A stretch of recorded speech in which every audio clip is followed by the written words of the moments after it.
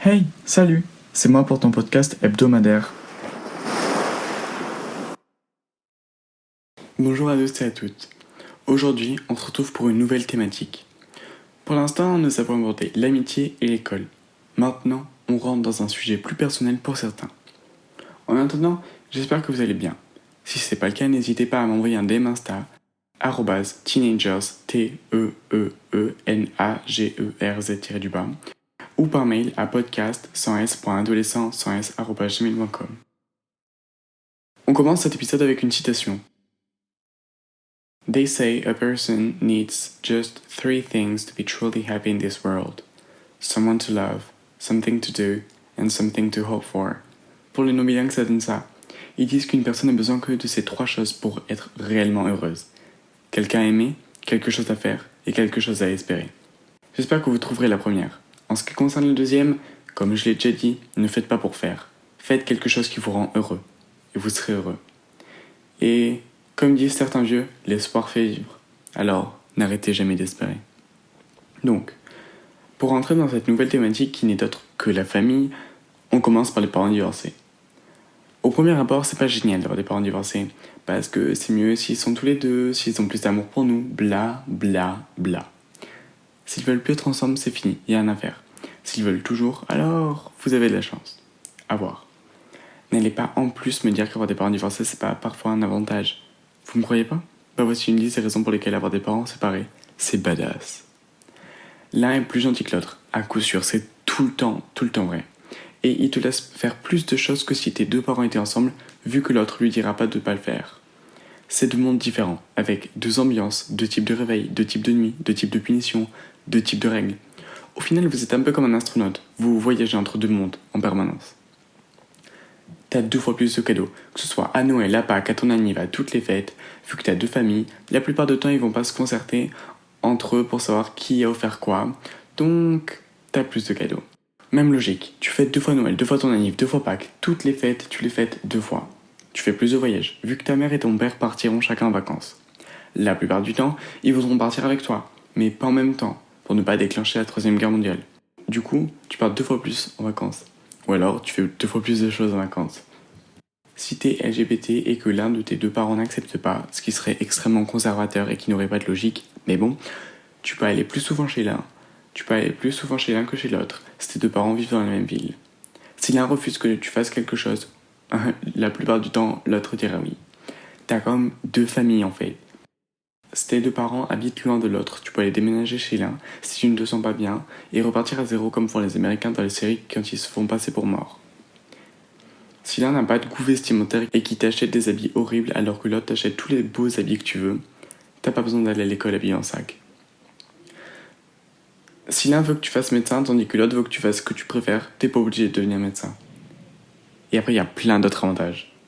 Maintenant, liste des quelques petits inconvénients que tu peux rencontrer. Il y a plus de disputes. Tu dois choisir entre une famille ou l'autre. Ils parlent dans le dos de l'autre famille et tu dois faire comme si tu n'avais rien entendu. Si t'as une mauvaise note, on te blâme 2 fois plus.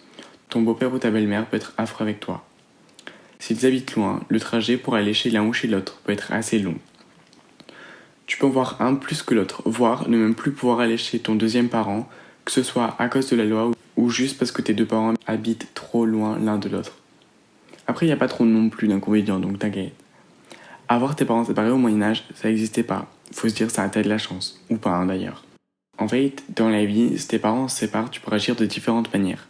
Et là, j'ai un peu dérivé du sujet, parce que déjà j'ai pas grand chose à dire, mais aussi parce que c'est, je pense, quelque chose d'important à aborder.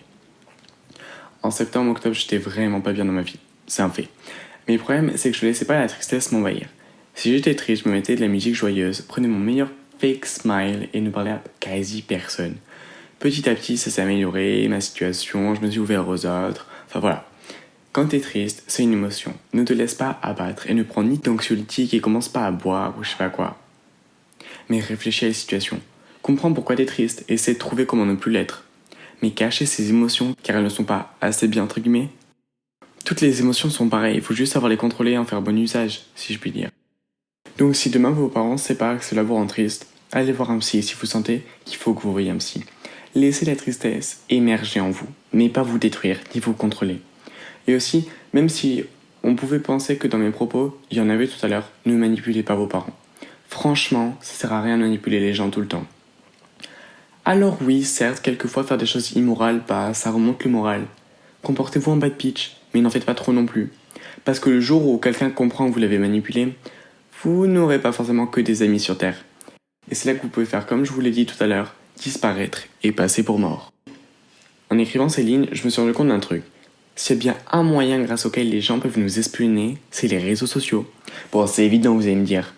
Mais si du jour au lendemain vous vouliez passer pour mort, vous devriez supprimer tous vos réseaux sociaux et ne plus jamais aller sur les plateformes, ou alors prendre bien vos précautions. On peut lancer un débat si vous voulez, et vous pouvez m'envoyer un mail à podcast.adolescent@gmail.com ou un DM Insta à @teenagers, TEENAGVRZ-. Pour ma part, je pense que le plus frustrant, c'est pas de scroller pendant des heures sur les réseaux sociaux qui me manquerait, car niveau productivité, il n'y a pas pire que ça. Mais moi, ça manquerait tellement de pas parler avec mes potes, ne plus s'appeler en FaceTime, ne plus envoyer des messages vocaux de 3 heures pour qu'au final, ils les écoutent jamais. Dernier truc qui va vous faire réfléchir un peu. Pareil, j'écrivais, je me suis rendu compte que la technologie, elle a tellement changé dans notre fonctionnement. Je veux dire, le matin, quand on se réveille, la quasi-majorité d'entre nous, on éteint le réveil de notre téléphone et on le regarde pendant 10 minutes avant de se lever. Ensuite, on passe notre petit déjeuner entier devant notre téléphone à regarder les posts récents des stars et à baver en pensant à leur vie.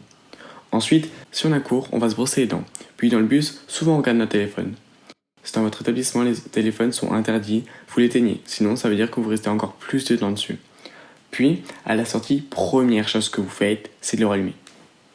Ensuite, je sais pas comment vous ça se passe sur la de votre journée, mais il y a des chances que vous passiez 1 heure en plus par jour sur votre téléphone en tout. Mais encore, si c'était que le temps des écrans qui sont supérieurs à 3 heures préconisés par tous les médecins, le réel problème, c'est notre façon de voir les amitiés, les amours, les ennemis, la gratitude, les gens qui nous apprécient ou non. Tout a changé. Aujourd'hui, si quelqu'un vous unfollow sur Insta, pour moi c'est la fin du monde. C'est comme si cette personne me déclarait la guerre. Il y a 40 ans, vous auriez juste prononcé le mot unfollow et tenté d'expliquer, on vous aurait trop mal regardé. C'est comme les amitiés. Il y a quelques années, on n'était pas obligé de se parler tous les jours pour avoir une bonne amitié. Aujourd'hui, la plupart des gens, ils se parlent pas tous les jours, voient leur amitié différemment. C'est comme le rapport à soi. Aujourd'hui, on voit tellement de gens qui ont un corps magnifique, aucune acné, des abdos de rêve, que quand on se regarde dans le miroir et qu'on voit pas ça, on se sent nul. Aussi les filles qui nous font des liftings, quand tu les enlèves, tu te sens dévalorisé alors que t'as même pas changé d'un poil. Nos habitudes ont changé. Quand je fais des posts des réseaux, parfois, dès que je m'ennuie, je veux absolument aller sur mon téléphone. Et mon doigt va de lui-même sur Instagram alors que c'est pas réellement ce que je veux. Mais il y a tellement de choses qui ont changé à cause des réseaux sociaux. Enfin, c'est un tellement long sujet que si vous voulez, je pourrais en faire un épisode particulier. Dites-moi si ça vous intéresserait sur Insta ou par mail. En attendant, je vous conseille de regarder The Social Dilemma ou Derrière nos écrans de fumée. C'est le même show, mais pas avec le même titre selon si vous avez Netflix et en français ou en anglais. L'information de la semaine. Dans certains pays asiatiques, on offre des billets funéraires aux défunts, afin qu'ils aient de l'argent dans l'au-delà. Ces faux billets de banque au montant mirobolant sont brûlés lors des rites funéraires. Je trouve ce rituel hyper beau. Enfin, ça dépend comment toi l'argent prend place dans ta vie. Mais je pense que c'est aussi un peu pour montrer comment l'argent c'est éphémère et fragile, et qu'avec un peu de feu, il ne vous reste plus rien. Mais d'ailleurs, l'argent c'est comme les réseaux sociaux, ça a changé notre façon de voir le monde, de l'appréhender et de vivre surtout. Ah là là, qu'est-ce que des fois j'aimerais être un homme de Cro-Magnon. Je suis sûr que eux ils avaient plein d'abdos vu tout le sport qu'ils devaient faire. Dommage qu'ils aient pas de page sur les réseaux. J'espère que l'épisode de la semaine t'a plu. Si c'est le cas, n'hésite pas à t'abonner, à liker si t'es sur YouTube, à écouter les précédents si ce n'est pas déjà fait et à venir écouter les suivants dès la semaine prochaine. Ciao!